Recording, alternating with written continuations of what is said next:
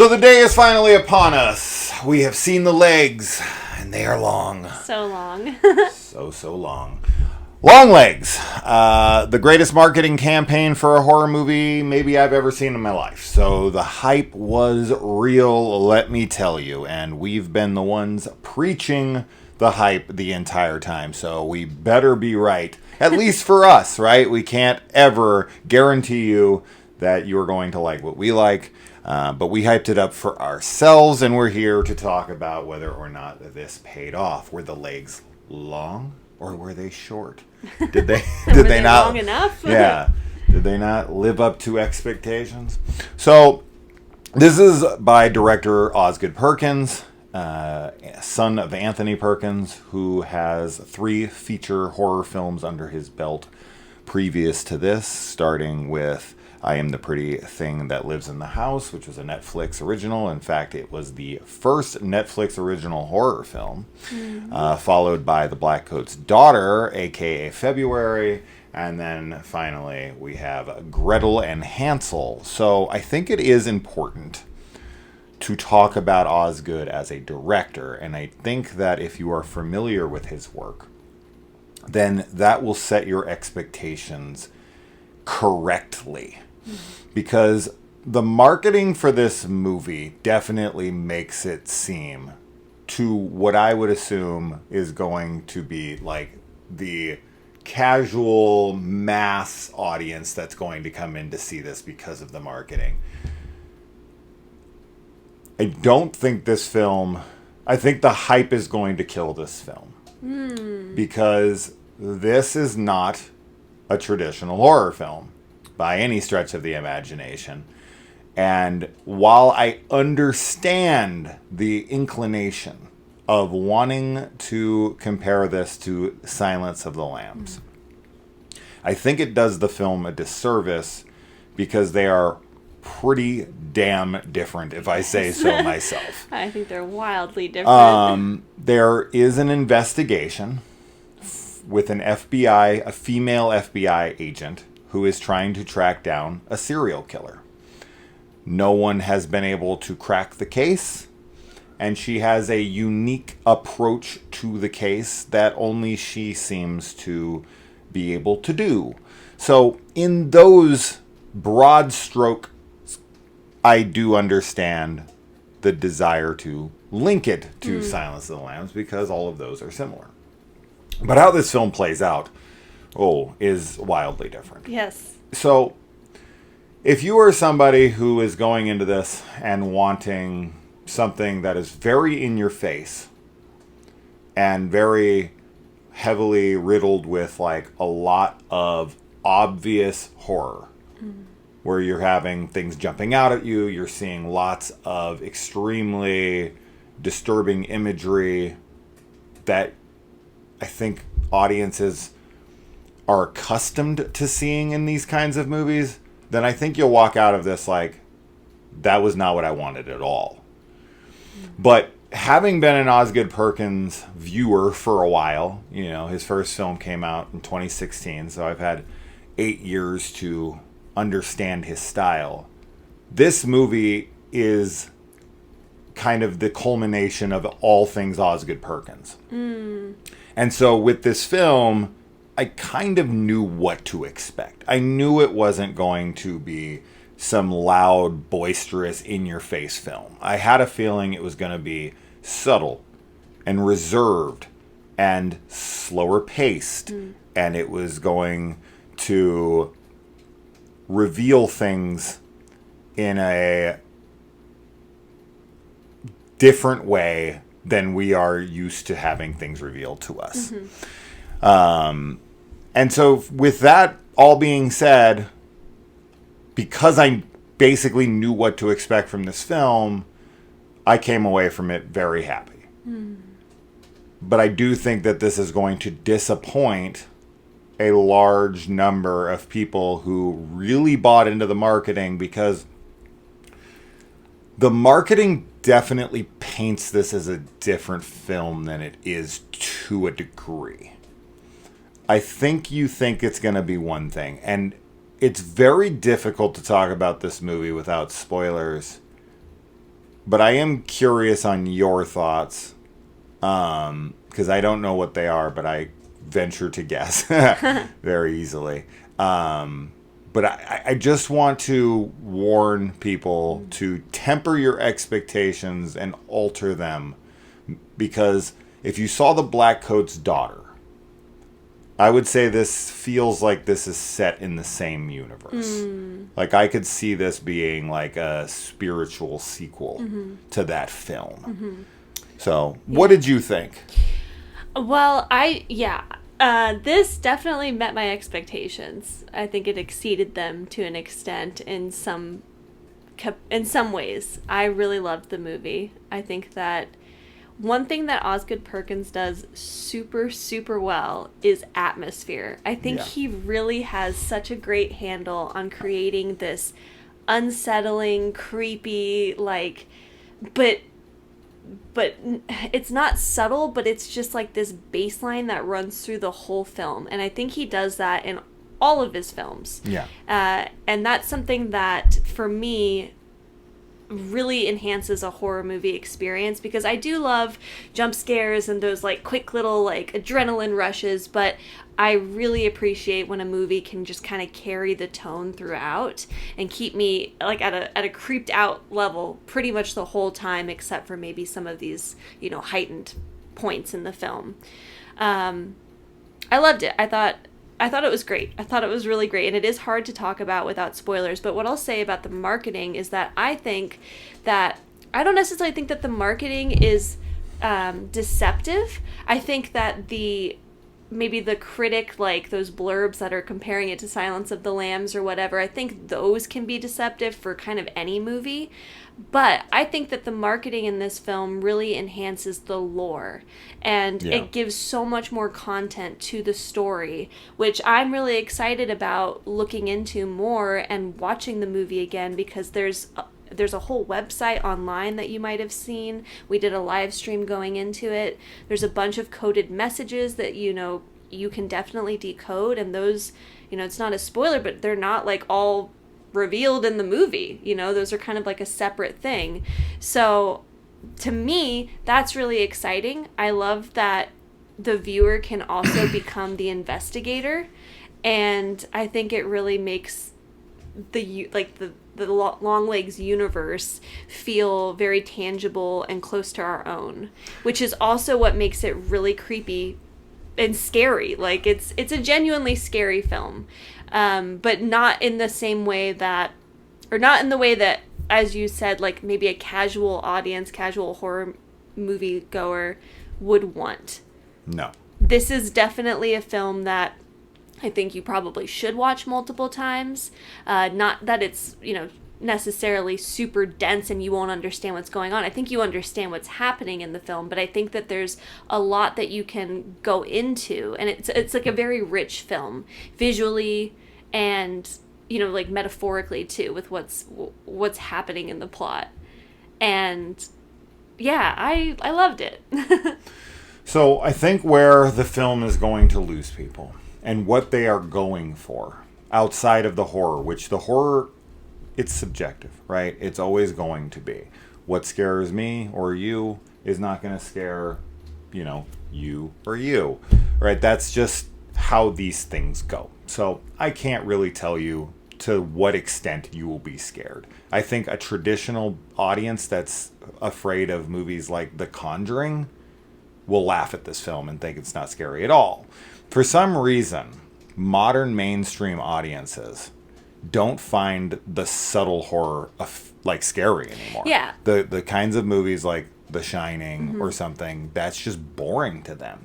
And Osgood is such a classic filmmaker. This feels like a film that came out in the 70s, right? So while watching it, I'm sitting there with a modern audience in my mind, especially since one of our audience members was snoring through half of the movie, and I mean that literally. He was asleep. Completely asleep. And I do think that will happen to people, but it shouldn't happen to anyone who is familiar with Osgood's work. So if you are familiar with it, you should know what to expect. But getting more to the point here, I think where this film will lose its audience, and it's not surprising to me because he's not traditional. He's a filmmaker. He's always going to subvert expectations, and I expected that. So where I think, and I felt some kind of disappointment with it, but I always allow myself to just roll with what's happening, and as long as that's good, even if it doesn't match my preconceived notions going in, I will adjust, right? I will acclimate. And a lot of people just don't have that ability. They very much get an idea in their mind and they roll with it. And when the movie doesn't give them that thing, they get upset about it because they weren't, given the package that they were promised in their mind. And where I think this film will lose people is in the investigatorial side of things, because this does not play out that way. And that's the way this is marketed. This is marketed like Zodiac. This is marketed like Silence of the Lambs, like Seven, where there's an investigation going on the entire time and we're cobbling together pieces of the puzzle, right? And it ultimately leads to this thing. And while that happens, it does not happen as much as you would think. Yeah, there's some kind of unconventional investigative techniques being used. And I personally loved it. Yeah. That's definitely something that was really appealing to me. But I think you're right. I think that people going into it wanting a more traditional, like, detective horror story will find that to be perhaps disappointing.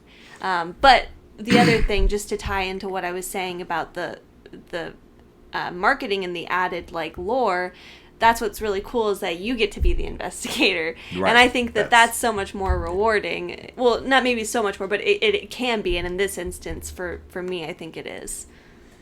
Yeah.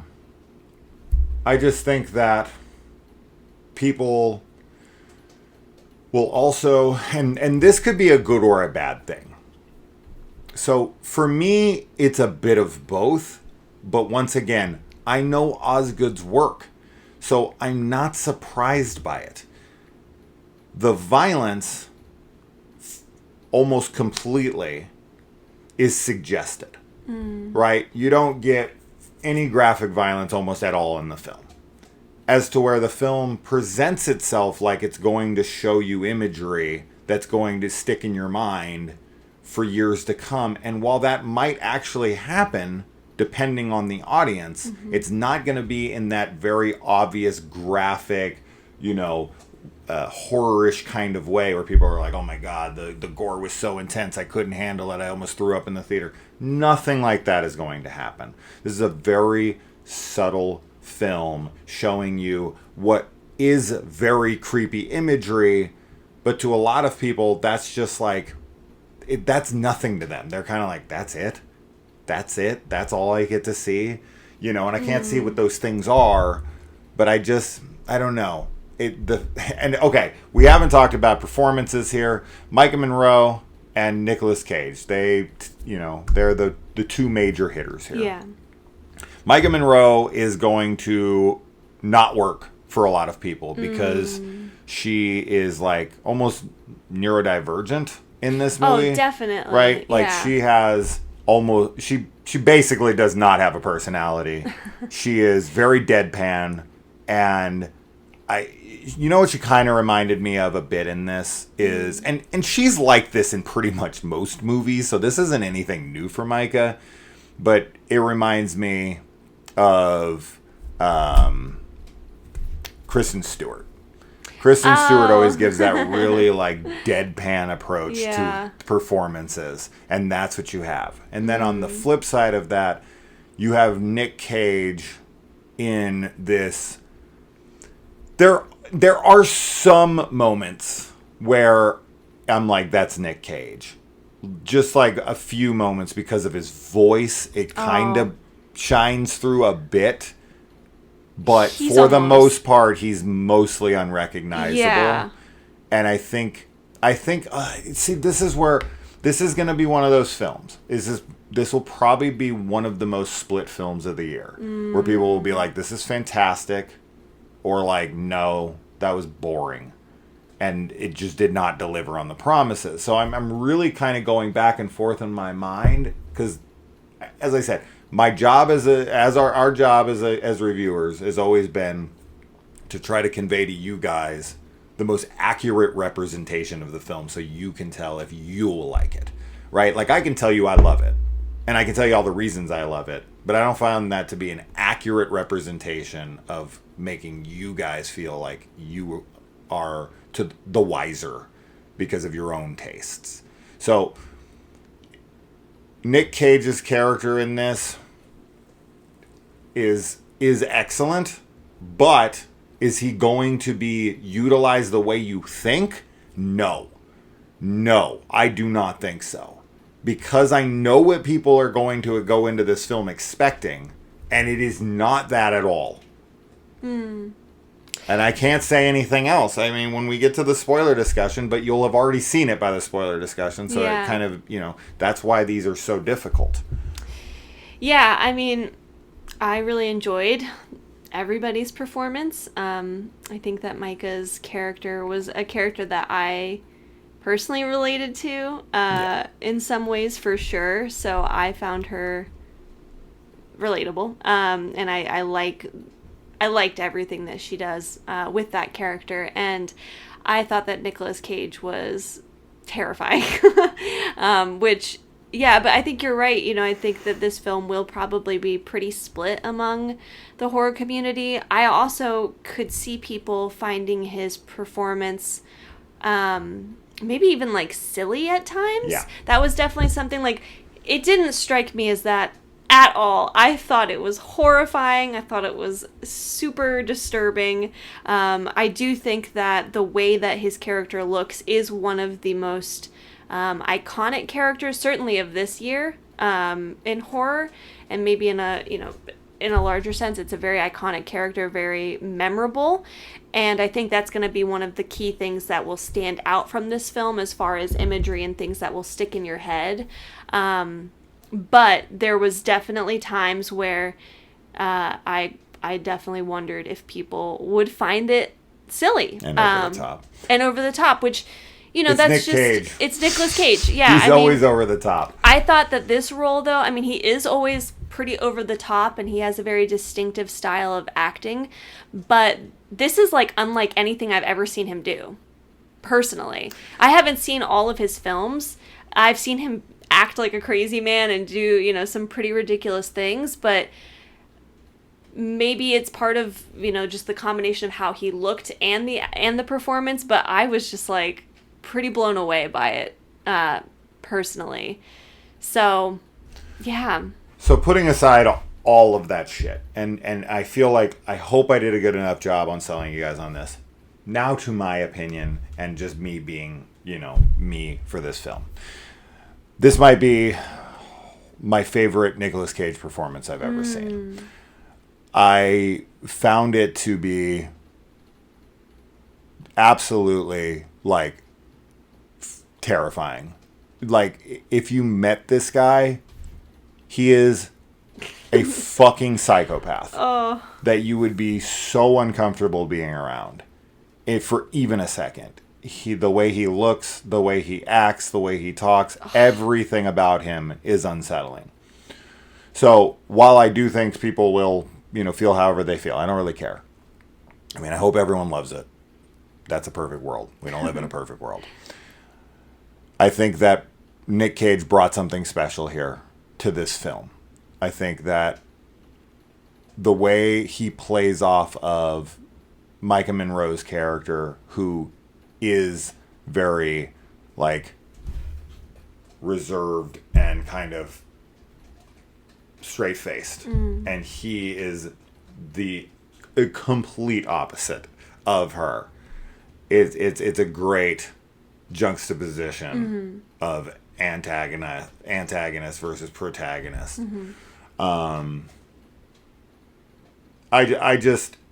This is, okay, I'll say this for sure.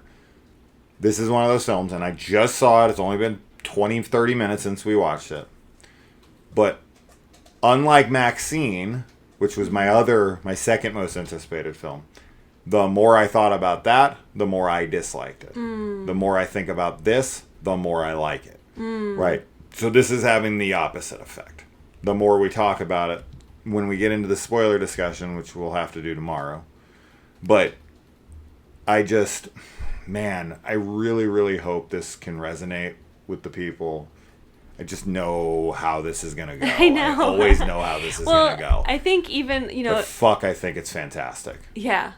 A good indicator, too, just like when we were leaving the theater and kind of the general... Because we had a packed theater. This is definitely... The marketing on this is getting people out to see the movie, which is wonderful. I mean, that, there's people that will walk into this movie that are going to be like, I love it, and I'm not a horror fan, or I never, go to these things, which is great. But anyway, some of the reactions that I heard were...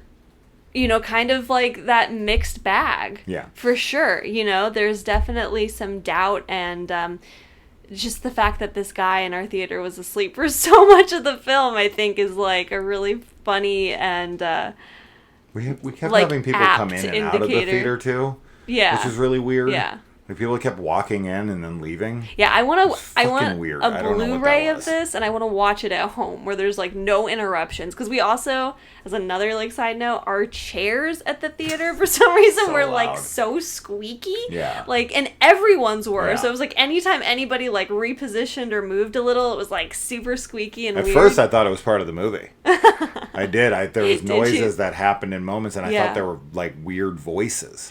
That was something. It was there's when people were moving on the leather, it made almost like a. Yeah. And I was like, kind of creepy. I was like, is that fucking Nick Cage's voice? Because he hadn't spoken yet. Yeah. And I was like, I think that. And then I was like, wait, is that someone's chair? I couldn't tell the difference between. There's some really fantastic sound design in the film for sure. One thing that I think Osgood Perkins does also really well, along with his whole atmosphere, is he knows how to make people's voices sound just horrifying. My favorite thing Osgood Perkins does, and this is something I almost never say for any director ever. I every once in a while I might mention it, but I feel this with every film, but especially this one. I fucking love his camera placement and his framing. Yes. The lens use, the way he uses lenses, the way he uses his camera angles, the way he frames shots, his composition. I never bring up composition on the channel for some reason, but this has flawless composition to me. Yeah. I love the aesthetic of it. I love every shot. He uses these wide lenses and these close-ups, and it gives all this space around the character. It makes it feel very eerie and isolated. And God, I could just gush over that alone. And I have theories of things for sure, but I think this is an iconic film. I do. I think that this is one that's going to be a cult classic that people are going to fucking love.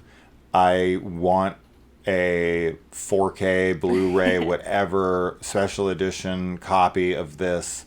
But if people go into this expecting a cat and mouse bloodbath with bunch of different hardcore scenes, it's none of those things. None of those things. Yeah. This is the kind of movie that plants a seed, and that seed grows in your head slowly as the film burns along, and it gets into your psyche, and it fucks with you. Yeah. After you leave. That's the sign of a great horror film, but that's classic horror filmmaking where you have a lot of things left open for interpretation, and you have a lot of things left to the imagination. And would the film be helped by excessive gore and all that? I don't know. Typically I would say absolutely. But with this film, maybe a little would have been cool, just because of this film is very satanic. And that's Osgood's style, especially, as I said, watch Black Coat's Daughter before you see this. If you think that's boring, you will find this fucking dull. This goes for more of like a spiritual, existential kind of Satanism, though, versus the tons of bodies and blood everywhere, like that kind of like satanic panic that you see in horror movies. This one felt much more personal, for sure. You know how you watch certain movies clips, and you see like somebody puts together like a reel of like really iconic shots from a movie, and you can just like instantly identify them.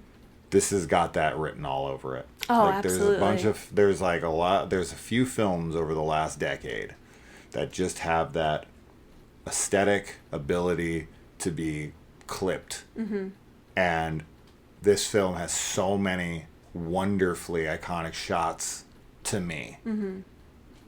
This is just such a great horror film to me. Might be my favorite movie of the year. I've just got to really sit on it more. So, like, Abigail's just fun, right? Abigail's That's a super fun yeah. movie. This is not fun at all. No. There's no fun to be had. I did laugh. There's a few moments I actually genuinely thought were funny. And I think it meant to be.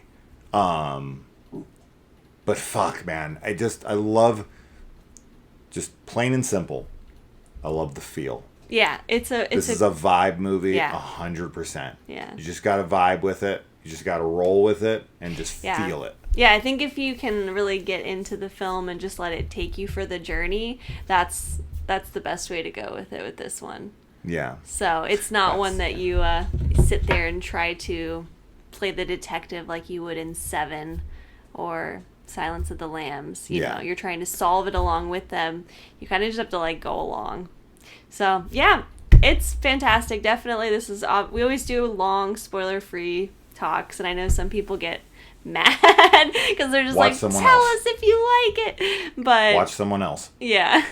Plain and simple. But you should go watch this film, especially if what we said is appealing to you. But I think that this is also a film, because it's such a big horror film and everybody's going to be talking about it, you should probably just watch it anyway, just to see how you feel about it, you know? Last thing, and I know I already said this, I'm just going to reiterate it one more time, but much more plainly. If you love Osgood Perkins films, I will be shocked beyond words if you don't love this. Yeah. Right? This is an Osgood Perkins film.